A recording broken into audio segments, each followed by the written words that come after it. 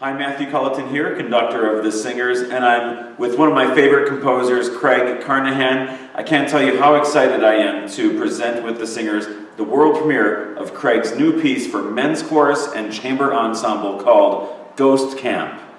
Craig's going to tell you a little bit about the piece.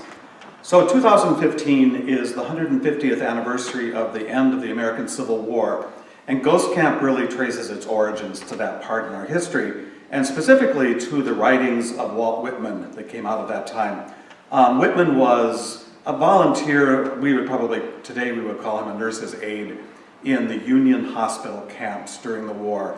He did odd jobs, errands, wrote letters for the soldiers, read letters to them, would get them treats, that kind of thing, really what was ever was needed of him. And at the same time, he was contracted by a couple of newspapers and a couple of magazines to just write journalistic kind of articles about his experiences, which he did several a month. And then years later, a lot of those, the lines and the themes in those articles showed up in the poetry that he's probably the most famous for. And so the general structure of the piece is that the experiences and the relationships and what he really experienced during the Civil War haunted him throughout his life and inspired poetry that came later.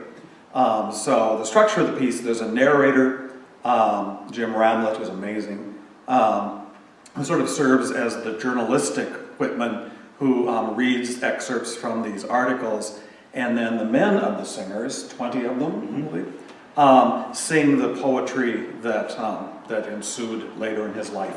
So the idea with the title Ghost Camp is that these images, these experiences haunted him and stayed with him throughout his life, and really did ultimately inspire the amazing poetry that he's known for.